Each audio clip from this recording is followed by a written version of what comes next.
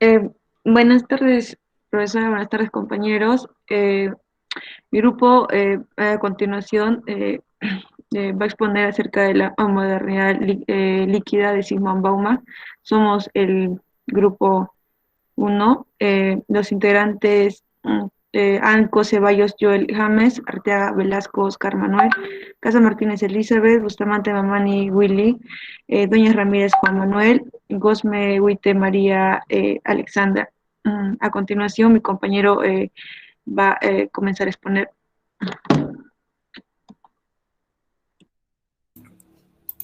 La primera parte del capítulo 4 sobre el trabajo es la introducción.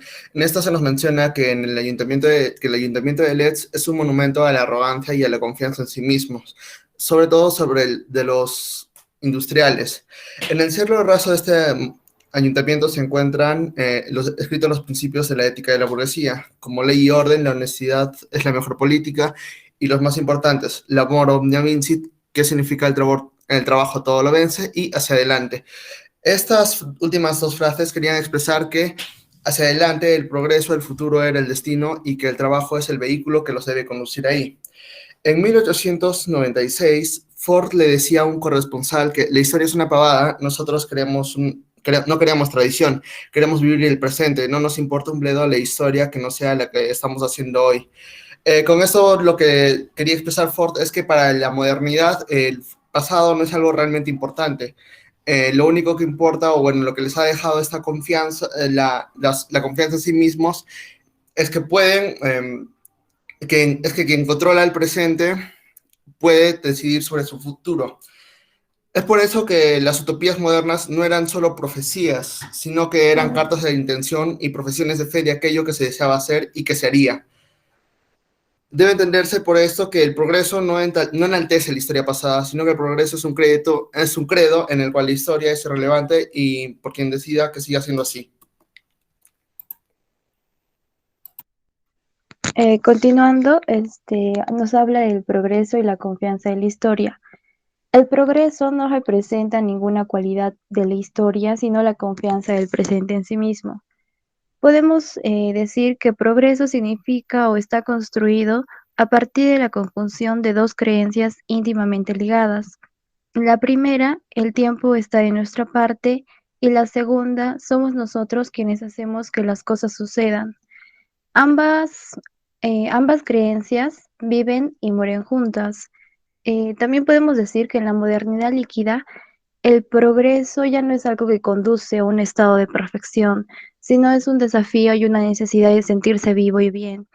Por otro lado, el progreso ha sido individualizado, lo que hace que sea desregulado y privatizado. Privatizado porque son logros personales y desregulado porque tenemos muchas opciones para mejorar nuestras realidades presentes. El trabajo se ha ganado una parte fundamental en la modernidad sólida. También se le han atribuido virtudes y beneficios como la riqueza y eliminar la pobreza. Eh, También el mérito de la construcción de un orden es poner a la humanidad a cargo de su propio destino.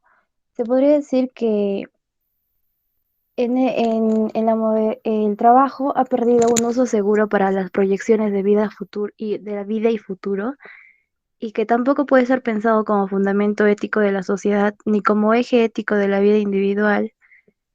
También podríamos mencionar que algunas personas puedan reclamar el honor de realizar un trabajo que sea de importancia y beneficio para el bien común. Continúa mi siguiente compañero. Bueno, yo hablaré acerca del ascenso y la caída de la mano de obra. En este punto se nos habla acerca de la mano de obra como fuente de riqueza. Esta es entendida como el esfuerzo físico orientado al abastecimiento de las necesidades materiales de una comunidad o sociedad. A este concepto se le incluyó el cuerpo total de los trabajadores y operarios que también forman parte de este proceso de producción. Y por último, se incluyó a los sindicatos y organizaciones. De esta forma se concibió la mano de obra como una problemática política y como una forma de poder. Es necesario hablar también de la tecnicidad laboral, que vendría a ser la conexión entre la significación atribuida al trabajo, es decir, el esfuerzo físico y mental, y la autoconstitución de los trabajadores como una clase social, además de la política basada en dicha autoconstitución. Es en este punto que se habla acerca de la fuerza, del esfuerzo físico como principal fuente de riqueza y de esta autoafirmación del movimiento de trabajadores. También se habla acerca del punto de partida que dio nacimiento al nuevo orden industrial, que trajo el progreso para Occidente, que fue el divorcio entre los obreros y su fuente de sustento. En este caso, se habla acerca del ejemplo de Inglaterra, donde los campesinos fueron despojados de la tierra, es decir, de su fuente de riqueza, y se concibió al campesino como una potencial fuente de riqueza, es decir, al individuo como tal. Sin embargo, fue aquí donde los grandes pensadores plantearon la idea de iniciar las cosas de nuevo, de unir a las masas, de unir a estos líderes campesinos para poder crear de nuevo. Es así que este desarticulamiento del viejo orden no fue más que un caldo de cultivo para la disolución de los sólidos, que estaban establecidos en bases sencillas y débiles. De este modo, el nuevo orden se crearía en lugares sólidos y macizos. Posteriormente, se habla acerca de la relación del capital y los trabajadores, tomando el ejemplo de Ford, donde esta relación se volvió de vida o muerte, una relación de mutua necesidad. Uno no podía avanzar sin el otro. Por esta razón, la convivencia dentro de la fábrica tendría que ser fructífera, pero al mismo tiempo como una guerra.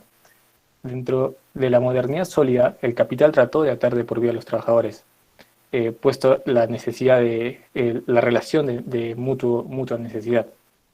Ambos necesitaban estar siempre en forma para el proceso de compra, es decir, las empresas compraban a los trabajadores y estos tendrían que vender su fuerza de trabajo para poder subsistir. Hoy en día ya no es así, ya no hay contratos de por vida, los contratos son superfluos y efímeros. Sin embargo, esto crea un problema de seguridad y crea incertidumbre laboral.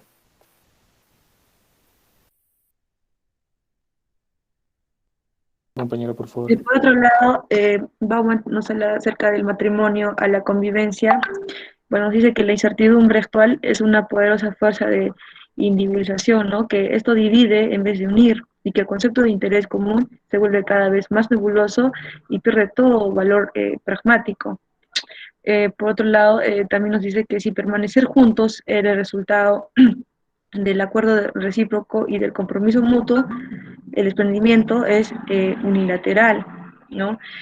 Bauman cita a Bourdieu, donde dice que los cambios recientes han roto las bases de la antigua solidaridad, ¿no? Y bueno, siguiendo con Bauman, en una de sus ideas nos dice que existen pocos incentivos para interesarse de manera seria y crítica por la importancia, ¿no?, de los emprendimientos colectivos.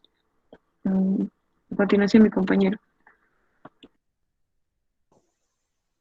Ok, bien, continuando con la exposición, vamos a poner en contexto antes de describir lo que corresponde al excurso, la breve historia de la procrastinación. Cuando nos referimos a procrastinar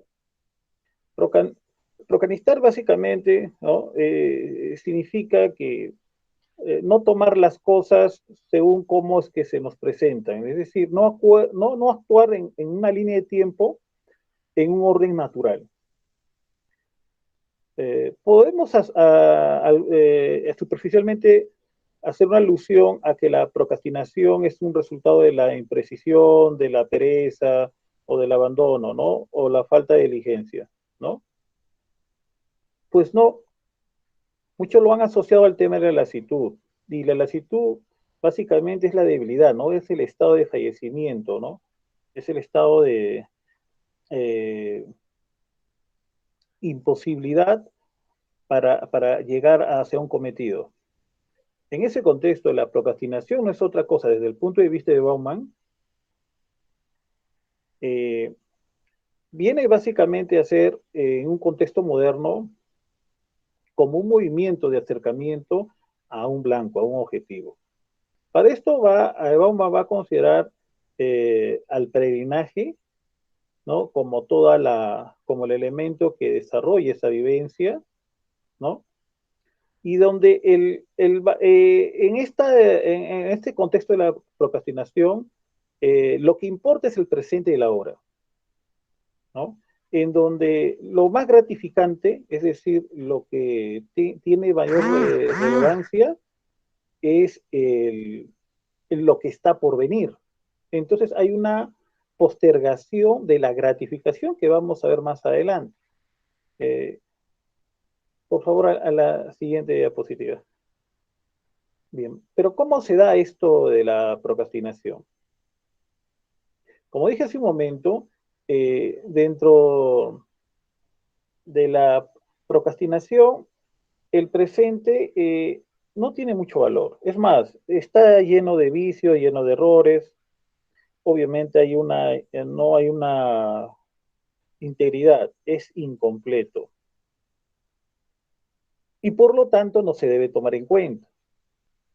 Sin embargo, la razón, la lógica en el caso de la procrastinación se encuentra en el futuro. Es así que la procrastinación sirve a la cultura del consumo. Básicamente en el postmodernismo está muy arraigado este concepto de la procrastinación. La procrastinación no se va tanto a la postergación de la gratificación del deseo, sino al deseo inducido de esta postergación. ¿Esto qué nos trata de decir? Que para todo acto existe una recompensa. Y así no hay una gratificación. En el caso de la procrastinación, no se toma en cuenta, por estar dentro de un contexto postmoderno, no se considera la reflexión, la lógica, la continuidad, la tradición, no. Porque el presente, como yo lo manifesté, no es completo. Entonces, siempre va a estar en una visión sobre el futuro o sustentándose en el futuro. Ahora, cuando referimos a un tiempo en futuro, obviamente vamos a descartar presente y vamos a romper los límites temporales, ¿no?, establecidos. Pero también vamos a considerar que la procrastinación tiene una tendencia interna, la cual la va a convertir en el objetivo de sí misma, no el objetivo de alguien, o no va a servir a alguien, sino va a ser su propio objetivo.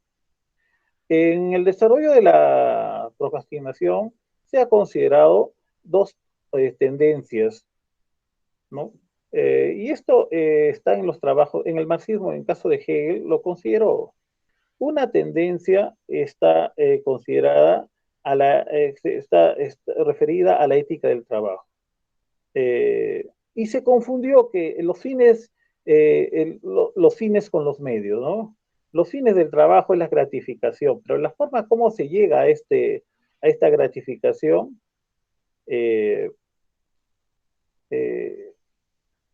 considera las virtudes del trabajo por sí mismo. Otra tendencia que ha considerado la procrastinación es la estética del consumo. Es así que en este contexto se subordina el trabajo, ¿no?, a un rol secundario, donde este papel secundario constituye un instrumento, ¿no? Y esto va a posibilitar, ¿no?, que dentro de este instrumento se abstenga, pero también se consiga algo, según lo que implique. Bueno, eso es en lo referente al tema que me ha correspondido. Muchas gracias. Cedo al siguiente compañero. A continuación, voy a exponer sobre los vínculos humanos en un mundo fluido. Entonces, aquí nos indica que en los tipos de espacio ocupados por las dos clases de personas son sobreversivamente diferentes, pero a la vez interrelacionados, no dialogan, pero estos en constante se comunican, están en constante comunicación. Entonces Bauman, que en estos espacios nos dice que tienen una relación constante al ser humano, pero también nos indica que a la vez tienen una comunicación. Entonces, ambos espacios de este regidos por la lógica profundamente distintas, y por lo cual, dice, sin embargo, ambos espacios coexisten en el mismo mundo. Entonces podemos ver, lo que dice Bauman, ejemplos, por ejemplo, podemos ver los vínculos de parejas, se ven afectadas debido a que vivimos en una sociedad de consumo, y eso lleva a las personas a ver que a los demás solamente como un mecanismo.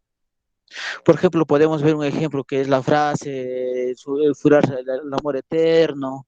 Entonces, en este caso, es muy difícil que cumplan debido a que la pareja se vuelve una mercancía que deja de satisfacer necesidades a largo plazo. Es de ahí en donde la frase enamorarse y desenamorarse. También podemos ver esto, un ejemplo en los medios peruanos. Por ejemplo, en los chicos de la farándula, que por ejemplo en esta guerra, que se relacionan sentimentalmente, ¿no? Y pasando un buen tiempo están que se alejan, se separan por diferentes motivos, o sea, prácticamente satisfacen sus necesidades, digamos, personas, y eso inculca a la sociedad peruana, más que todo a los jóvenes, a seguir esos pasos. También podemos ver de tal manera sucede en los vínculos de las amistades, que se ven afectados debido a todo lo virtual que hay. Es difícil que ofrezcan una amistad real. Incluso es difícil que hasta los vecinos que que te acepten bien. Mientras tanto, que en las redes sociales que alguien te acepte es muy fácil. Por ejemplo, podemos ver en el Facebook, una persona solicita de amistad y te acepta muy fácil. De repente por diferentes motivos, de repente porque te gusta el chico o la chica, o de repente necesitas su amistad y al toque te acepta, ¿no? Ese es el caso en que nosotros podemos ver. También mientras que, y como también en la teoría de Bauman sigue siendo vigente en los vínculos humanos, como también se van deteriorando a la misma vez por diferentes factores, como el cambio social, cultural, que de tal manera nos afecta, así como queriéndonos a la otra persona sacrificar, o todo por nosotros, o el miedo a ser lastimado, o de repente a quedar muy mal. Y entonces, en los medios de subsistencia, en particular la forma más básica de estos, los que dependen del trabajo y en el empleo, en general, todos dependemos del trabajo y el empleo, porque mediante eso giramos nosotros.